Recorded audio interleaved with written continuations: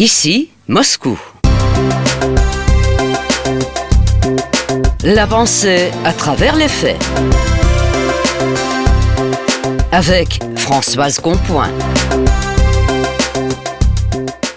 Chose attendue, chose rêvée, chose faite, le poète français originaire de la belle ville d'Odessa, Yuri Yurchenko, est enfin libre, heureusement, confie-t-il dans une toute récente interview enregistrée le 7 septembre, au jour de sa libération, que j'ai vécu ce que j'ai été amené à vivre. Si je n'avais pas éprouvé toutes ces misères, jamais je n'aurais vraiment su qu'il est, des deux côtés des barricades, des gens doués d'humanité, même à Kiev, croyez-moi.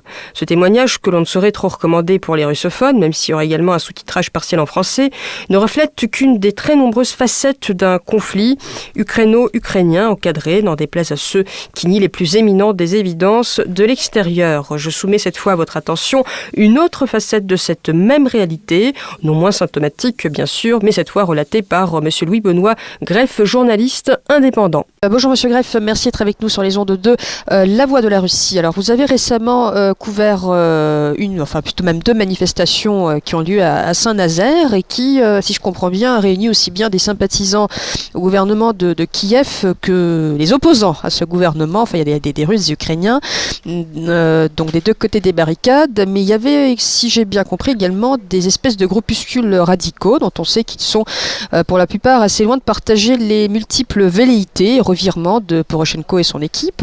Alors, est-ce que vous pourriez nous nous raconter en quelques mots comment s'est déroulée cette manifestation?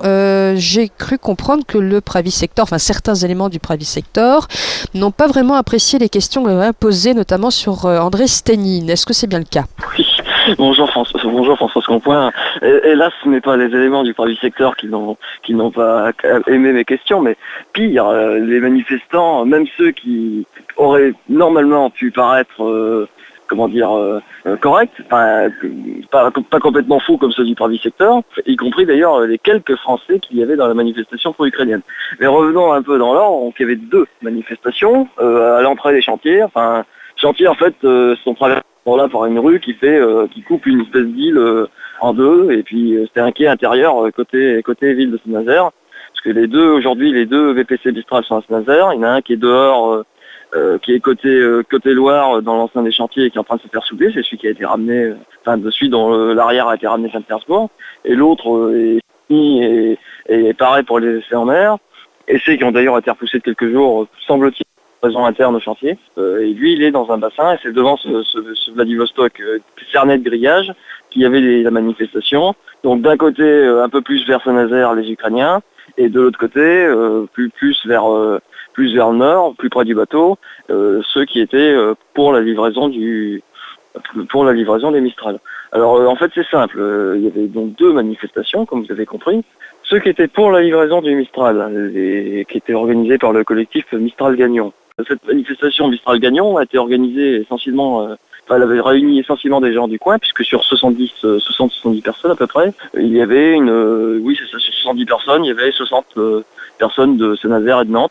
Il y avait une dizaine à peu près de Russes ou de Biélorusses, pas de Français d'origine russe ou biélorusse, dont certains avaient fait l'aller-retour exprès depuis Paris, et une femme qui venait du Donbass, elle venait du village Sartana qui est près de Mariupol et qui, si mon souvenir est bon, avait été libérée par les insurgés le matin même du 7 septembre. Il y avait aussi énormément de journalistes, français, quelques autres médias internationaux genre Reuters, etc. Et puis plusieurs chaînes de télévision russes qui est avec ou sans traducteur d'ailleurs, qui étaient sur place pour éclairer les événements.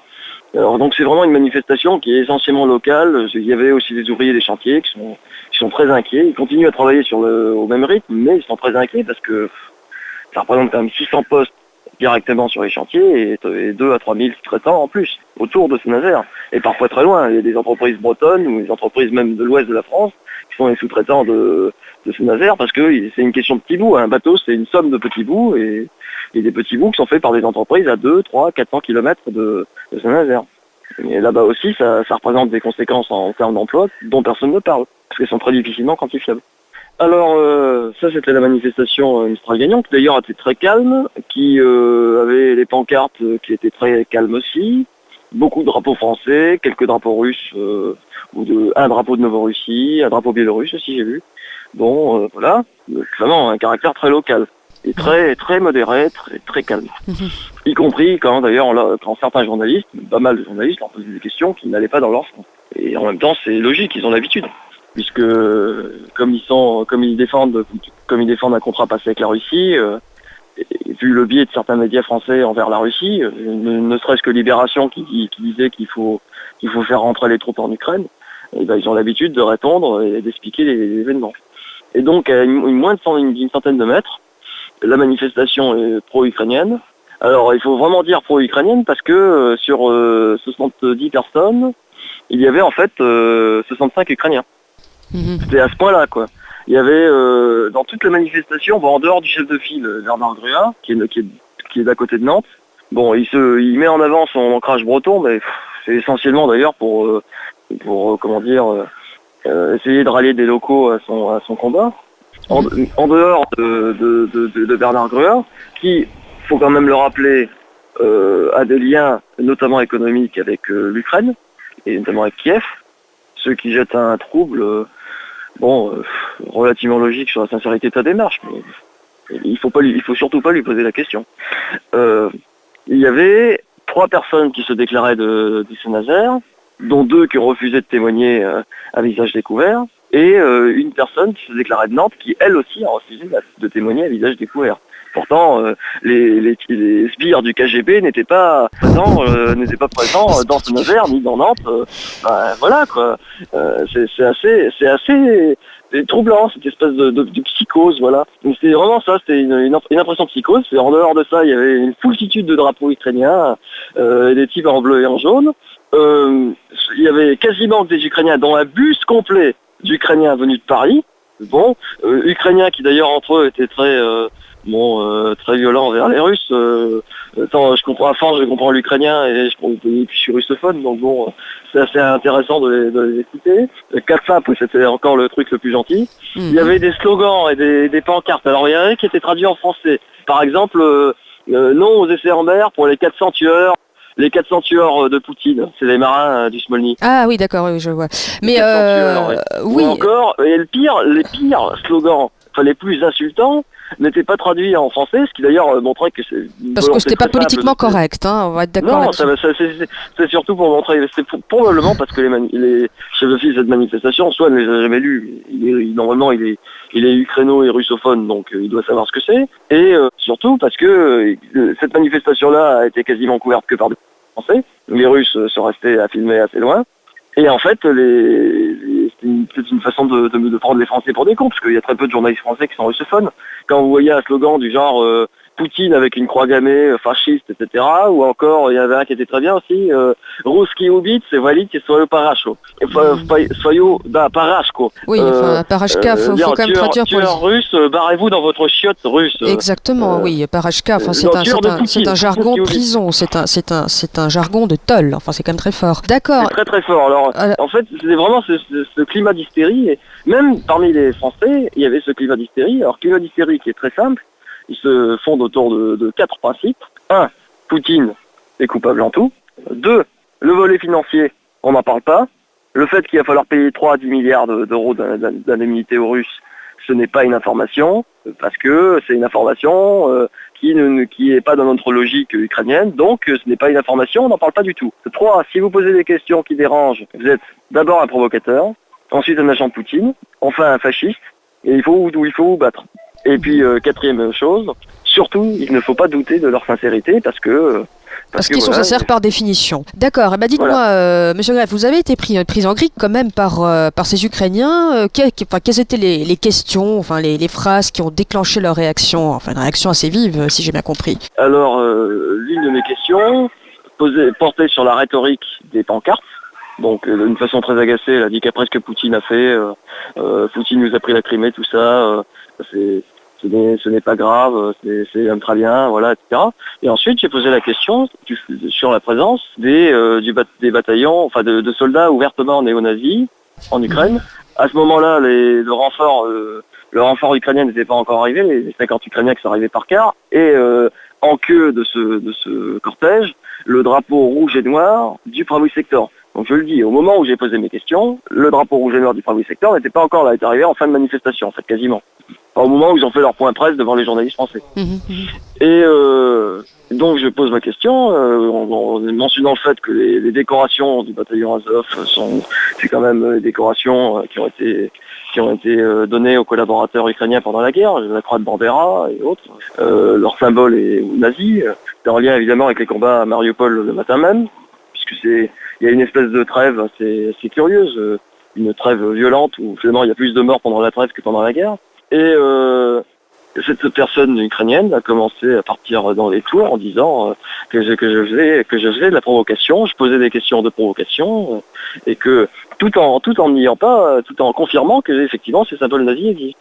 Bon, alors après ça, je suis passé à Bernard Grua et j'ai entendu derrière moi « Astaroj na on vat ». Attention, c'est un vat, n'est qu'un patriote russe. Donc j'ai ignoré, j'ai posé mes questions à Grua. Alors première question portée sur le Mistral en général, enfin la manifestation, donc rien intéressant. Enfin, pourquoi c'est là, quoi, en gros. La deuxième, sur l'indemnité, qu'est-ce qui allait... Je lui ai dit, écoutez, effectivement, il y a un problème financier, peut-être que vous avez des solutions. Vous dites qu'il y a des acheteurs qui peuvent être intéressés par les Mistral. Je lui dis, très bien, il y a un problème Mistral, qui pourrait débarrasser la France de ce problème de Mistral ? Et surtout, qui pourrait payer l'indemnité de 3 à 10 milliards que nous devons aux Russes selon le contrat. Il a dit, quoi, 3 à 10 milliards si vous parlez de 3 à 6 milliards, il a dit, si vous parlez de 3 à 6 milliards, je dis non, 10. 3 à 10 milliards, c'est pas vrai, c'est des chiffres complètement faux. Si vous en parlez, moi je veux pas parler avec vous, c'est un mensonge, c'est de la provocation. Il dit après ça, c'est pas du journalisme, c'est du trollisme. Ah. Alors je dis très bien. Autre question, est-ce que vous avez des liens? Je vous donne le verbatim de l'interview, puisque j'ai gardé tout ça en vidéo. Est-ce que vous avez des liens avec l'Ukraine, familiaux, économiques, des liens d'affaires, des liens de domicile, ou est-ce que vous faites ça par inquiétude, par compassion pour la tragédie ukrainienne?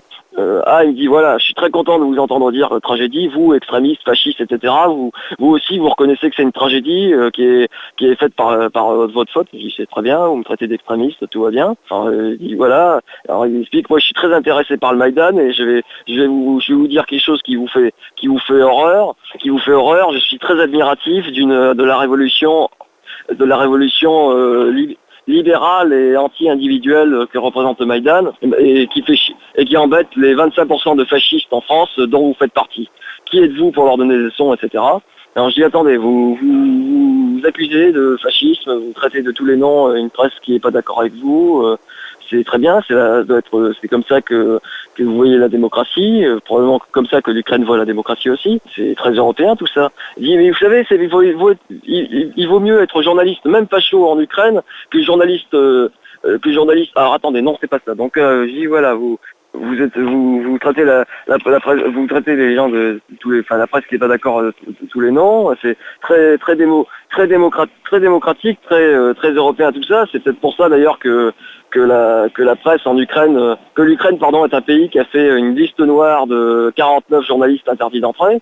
C'est très européen aussi, très démocratique. Je dis oui, ça vaut mieux être journaliste facho en Ukraine que journaliste libéral en Russie. Ils se font tuer. Je dis attendez, c'est pas la Russie qui a tué Andrei Stenin, c'est les services secrets ukrainiens. Après les dernières informations. Exactement. Ouf, que n'avais-je pas dit là? Et là, il m'a traité. Alors là, il a dit, là, vous êtes un provocateur. Ah non, c'est un Titouchko, allez, venez, Titouchko, c'est un Titouchko. Bon, j'ai compris que la situation allait se transformer en bagarre, et donc j'ai fait ce que j'ai appliqué le plan de paix, c'est-à-dire que pour éviter l'escalade du conflit, je me suis retiré. Bon, je rappelle donc que c'était le témoignage de Louis Benoît Greff, journaliste indépendant, et donc même Françoise Compoint, qui l'est interviewé. Au revoir.